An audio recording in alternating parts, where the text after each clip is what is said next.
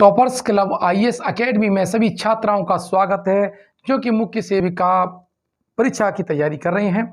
आज हमारा जो टॉपिक है जो पाठ्यक्रम का वो है आपके पॉइंट नंबर 9 में, यानी पाठ्यक्रम के पॉइंट नंबर 9 में भोजन के आवश्यक घटक। यहाँ से प्रश्न पूछे जाने की प्रबल संभावना है और जब मैंने उसका एनालिसिस कराया था पाठ्यक्रम का, उसमें बता दिया था कहाँ से सबसे ज़्यादा प्रश्न पूछे जा सकते हैं। हालांकि हम पूरे 20 जो टॉपिक दिए हैं उसको करेंगे, लेकिन सबसे महत्वपूर्ण टॉपिक जो बेसिक है वो कंप्लीट कर लेते हैं। वो पॉइंट नंबर 9 पे है।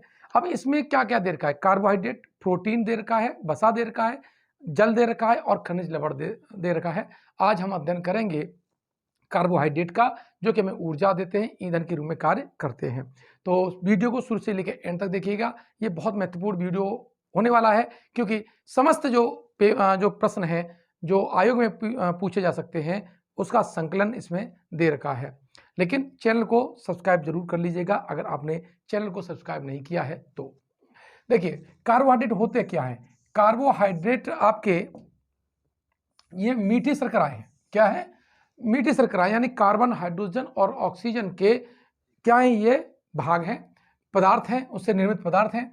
यानी कार्बन, हाइड्रोजन और ऑक्सीजन के क्या है? ये पदार्थ हैं। नहीं, टॉपर्स क्लब आईएएस एकेडमी में सभी छात्राओं का स्वागत है जो कि मुख्य सेविका परीक्षा की तैयारी कर रही हैं। आपका हमारा जो कोर्स है वो स्टार्ट हो चुका है। आज हमारा टॉपिक है वो है कार्बोहाइड्रेट। पाठ्यक्रम का पॉइंट नंबर 9 में ये खनिज भोजन के घटक दे रखे हैं, बहुत महत्वपूर्ण है, पोषण का मामला है। तो वहाँ का जो पहला जो पॉइंट है वो आपको कार्बोहाइड्रेट है जो कि हमें ऊर्जा देता है। वीडियो को शुरू से लेकर एंड तक देखिएगा ताकि आपको सारे के सारे डेटा क्लियर हो सकें, कंसेप्ट पूरा क्लियर हो सके। देखते हैं कार्बोहाइड्रेट क्या है। कार्बोहाइड्रेट कार्बन, हाइड्रोजन और ऑक्सीजन से मिलकर बने हुए कार्बनिक पदार्थ हैं। वे पदार्थ जो कार्बन, हाइड्रोजन, ऑक्सीजन के संयोजन से बनते हैं और उसमें एक फिक्स अनुपात है 1:2:1।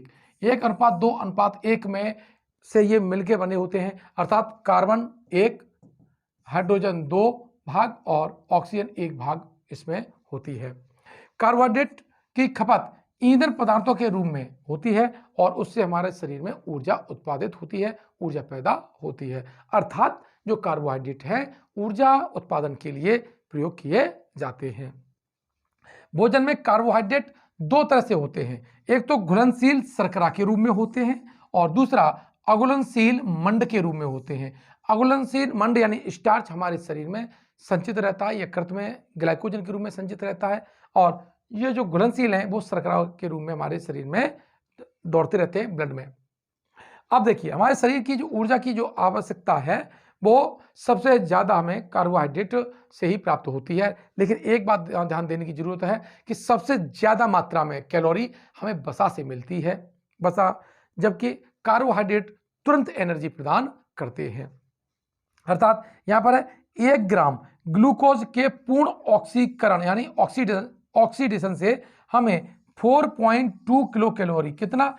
4.2 किलो कैलोरी ऊर्जा प्राप्त होती है। ये आपको बहुत महत्वपूर्ण डेटा है, नोट कर लेना चाहिए, याद कर लेना चाहिए कंठस्थ कि 1 ग्राम ग्लूकोज के पूर्ण ऑक्सीकरण से हमें कितनी एनर्जी प्राप्त होती है, तो 4.2 कैलोरी। अब कार्बोहाइड्रेट के हम प्रकार देख लेते हैं। तो कार्बोहाइड्रेट हमारे 3 प्रकार का होता है। पहला हमारा मोनोसैकेराइड, दूसरा हमारा डाइसैकेराइड और तीसरा हमारा पॉलीसैकेराइड है। मोनोसैकेराइड ये सिंपल शर्करा है, इनको हम साधारण शर्करा कहते हैं और ये एक मॉलिक्यूल से ही बनी होती हैं। साधारण शर्करा इनको कहा जाता है। बात करें डाइसैकेराइड की, जो डाइसैकेराइड है ये 2 मोनोसैकेराइड से मिलकर के बना होता है।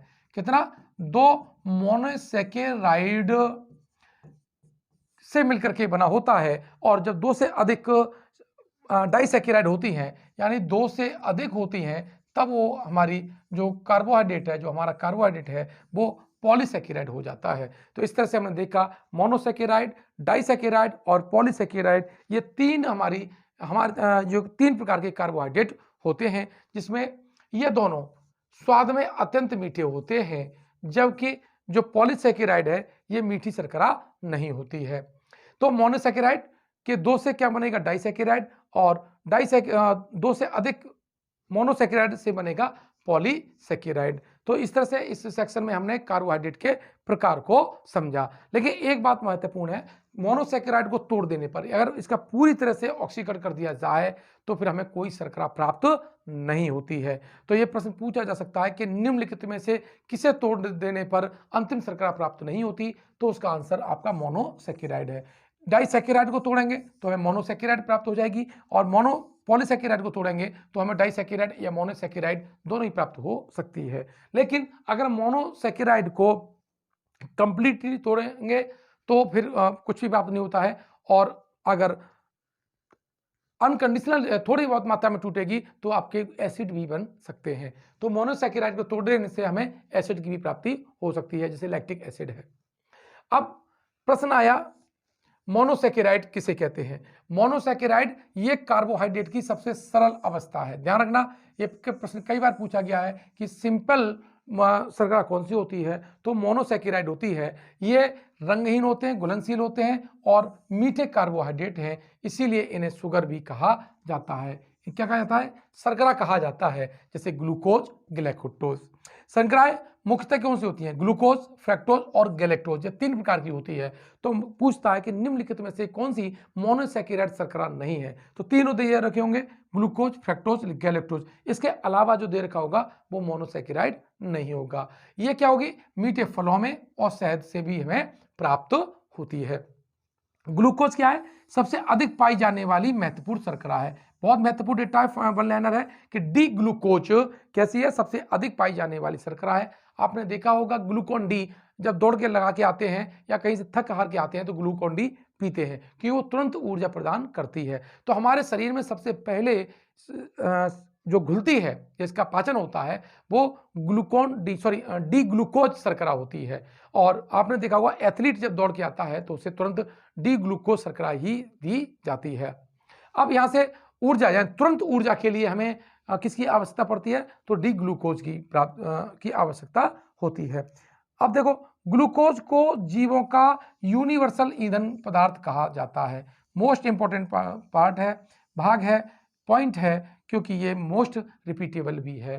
पूछता है ग्लूकोज को जीवों का सार्वत्रिक ईंधन पदार्थ क्यों कहते हैं? क्योंकि सभी लोग, जो सभी जीव हैं, उनमें ये कॉमन शर्करा ईंधन के रूप में प्रयोग की जाती है। जीवतंत्र की शर्कराओं में राइबोस और डीऑक्सी राइबोस जो शर्करा होती है वो बहुत महत्वपूर्ण है, क्योंकि ये जो डीएनए पदार्थ हैं, जो आनुवंशिक पदार्थ हैं, आरएनए और डीएनए जो पदार्थ हैं, आनुवंशिक पदार्थ हैं, उनके संयोजन में इस शर्करा की बहुत महत्वपूर्ण भूमिका होती है। राइबोस शर्करा और डीऑक्सी राइबोस शर्करा है। जो फ्रक्टोज शर्करा है, ध्यान रखना ये काफी इंपॉर्टेंट है। जो फ्रक्टोज शर्करा है ये सबसे मीठी प्राकृतिक शर्करा है। ध्यान रखना, सैक्रिन आपकी कृत्रिम शर्करा है, जो फ्रक्टोज कैसी है? सबसे मीठी प्राकृतिक शर्करा है। आशा है इस बात को आप नोट कर रहे होंगे और नोट्स बना रहे होंगे। अब अगला जो पॉइंट छात्राओं देखते हैं कि मोनोसैकेराइड, ये प्रश्न पूछ सकता है कि कौन कौन सी होती हैं? ग्लूकोज, फ्रक्टोज और गैलेक्टोज। कौन सी? ग्लूकोज, फ्रक्टोज और गैलेक्टोज, ये कैसी है? मोनोसैकेराइड है। अब बात करते हैं डाइसैकेराइड की। डाइसैकेराइड शर्करा कौन सी है? डाइसैकेराइड शर्करा में 2 मोनोसैकेराइड के अणु मिलते हैं। ध्यान रखना, डाइसैकेराइड का मतलब है कि 2 मोनोसैकेराइड अणु मिलेंगे तब हमारा एक डाइसैकेराइड मॉलिक्यूल बनता है, डाइसैकेराइड शर्करा बनती है। ये समान या भिन्न मोनोसैकेराइड के 2 अणुओं के संयोजन से बनती हैं, जैसे माल्टोज, सुक्रोज और लैक्टोज है। ध्यान रखना, 2 से अधिक 2 मोनोसैकेराइड मिलकर के डाइसैकेराइड बनाते हैं। ये भी मीठी हैं, जल में घुलनशील होती हैं, लेकिन 3 प्रकार की होती हैं। जैसे पादपों में ये माल्टोज और सुक्रोज के रूप में प्राप्त होती है और जंतुओं में ये लैक्टोज शर्करा के रूप में होती है। ये 3 हमने बताया, कौन कौन सी? सुक्रोज, लैक्टोज और माल्टोज। ये 3 शर्करा कैसी है? डाइसैकेराइड शर्करा है। माल्टोज किस में पाई जाती है? ये अंकुरित बीजों में पाई जाती है। सुक्रोज किसमें पाई जाती है? गन्ने में पाई जाती है, जबकि लैक्टोज आपकी दूध में पाई जाने वाली शर्करा है। ये पॉइंट पूछे जा सकते हैं कि दूध में कौन सी शर्करा होती है, तब आपको लैक्टोज शर्करा है। ये प्रश्न पूछे जाने की प्रबल संभावना है। अब यहां से देखते हैं अगला पॉइंट।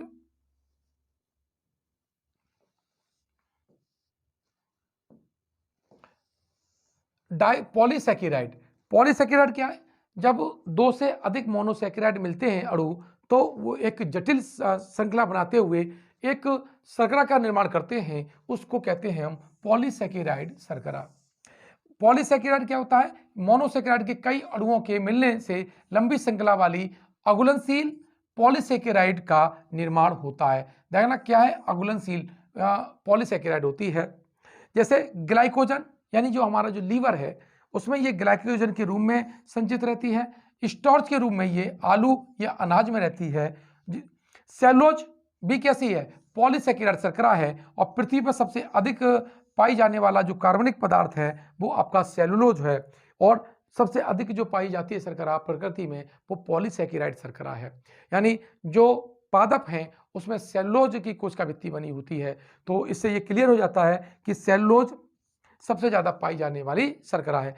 तीन प्रकार है, स्टार्च, ग्लाइकोजन और सेलुलोज। ये तीनों कैसी शर्करा हैं? ये पॉलीसैकेराइड शर्करा हैं। अब कार्बोहाइड्रेट के हम कार्य देख लेते हैं, मोस्ट इंपॉर्टेंट है, मुझे लगता है यहां से प्रश्न पूछा जा सकता है। क्या है? कार्बोहाइड्रेट यानी ऑक्सीकरण के द्वारा शरीर की ऊर्जा की आवश्यकता को ये पूरा करते हैं। हम कार्य कर रहे हैं, दौड़ लगा रहे हैं, और हमारे शरीर को ऊर्जा की आवश्यकता है, तो उसकी पूर्ति कौन करता है? सबसे पहले कार्बोहाइड्रेट ही करता है। ग्लूकोज के रूप में ऊर्जा उत्पादन के लिए ये ईंधन का कार्य करता है। शरीर में भोजन संचय की तरह कार्य करता है। पॉलीसैकेराइड के रूप में कोशिका और संयोजी ऊतकों की रचना में ये भाग लेते हैं। विटामिन सी के निर्माण में भाग लेती है। मोस्ट इंपॉर्टेंट है कि किस विटामिन के निर्माण में कार्बोहाइड्रेट भाग लेता है, तो ध्यान रखना विटामिन सी, क्योंकि ये एसिड बनाते हैं और एसिड में आपका विटामिन सी होता है। स्टार्च के रूप में संचित ईंधन का ये कार्य करते हैं। मोस्ट इंपॉर्टेंट है कि संचित ईंधन के रूप में क्या कार्य करते हैं? कार्बोहाइड्रेट, वसा, प्रोटीन या विटामिन। तो इसका आंसर क्या हो जाएगा? कार्बोहाइड्रेट हो जाएगा। अब है न्यूक्लिक अम्ल, जो आपके आरएनए, डीएनए अनुवांशिक पदार्थ हैं, उसके निर्माण में भी ये शर्करा भाग लेती है, अर्थात कार्बोहाइड्रेट भाग लेते हैं। वसा में बदलकर ये संचित भोजन का काम करने लगते हैं। जंतुओं के बाह्य कंकाल का भी निर्माण करने में कार्बोहाइड्रेट की भूमिका होती है। डीएनए और आरएनए के घटक होते हैं। सेलुलोज के रूप में पादपों की कोशिका भित्ति ये बनाते हैं। इस मैंने आपको आज बताया कार्बोहाइड्रेट के बारे में, सारे लगभग आने वाले पॉइंट्स हैं वो मैंने आपको इसमें बता दिया था। लेकिन अब महत्वपूर्ण है कार्बोहाइड्रेट। कार्बोहाइड्रेट का पाचन कहाँ से होता है? तो कार्बोहाइड्रेट का जो पाचन है, ध्यान रखिए, ये मुख में होता है, मुख में शुरू हो जाता है, और यहाँ पर लार जो है, लार से ही हमारा लार में जो एंजाइम्स होते हैं वो कार्बोहाइड्रेट का पाचन करने लगते हैं। लेकिन आमाशय में, ध्यान रखना, आमाशय में कार्बोहाइड्रेट का पाचन नहीं होता है। आमाशय में कार्बोहाइड्रेट का पाचन नहीं होता है। मोस्ट इंपॉर्टेंट है कि किस पाचक अंग में कार्बोहाइड्रेट का पाचन नहीं होता, तो इसका आंसर क्या है? आमाशय है। ये सारे पॉइंट्स आपके लिए अत्यंत महत्वपूर्ण है। आशा है आपने इस वीडियो का आनंद लिया होगा, नोट किए होंगे पॉइंट। अगर अच्छा लगा है तो उसको चैनल को सब्सक्राइब कर लीजिएगा, वीडियो को अपने मित्र जो हैं उनको शेयर कर दीजिएगा। मात्र 699 रुपये में, हम 699 रुपये में पूरा कोर्स आपको दे रहे हैं। इसमें आपको 550 घंटे का आपको पूरा प्रोग्राम मिलेगा, जिसमें टॉपिक वाइज पूरा वीडियो होंगे। कैसे होंगे? टॉपिक वाइज वीडियो होंगे, और टॉपिक वाइज ही आपके टेस्ट लिए जाएंगे। ध्यान रखना, पर डे 50 क्वेश्चन का टेस्ट है, और वीकली आपके फुल टेस्ट होंगे। ये मोबाइल एप्लीकेशन हमारे टॉपर्स क्लब आईएएस अकेडमी पर आपको ये कोर्स मिल जाएगा। आप प्ले स्टोर पर जाइए, हमारे ऐप को से डाउनलोड करिए और ये कोर्स को परचेज कर लीजिएगा। ज़्यादा से ज़्यादा लोगों तक बताइएगा। सबसे कम पैसे में हमने ये कोर्स लॉन्च किया है। आपको वीडियो अच्छा लगा है तो हमारे चैनल को सब्सक्राइब कीजिएगा और मित्रों को जरूर बताइएगा। धन्यवाद।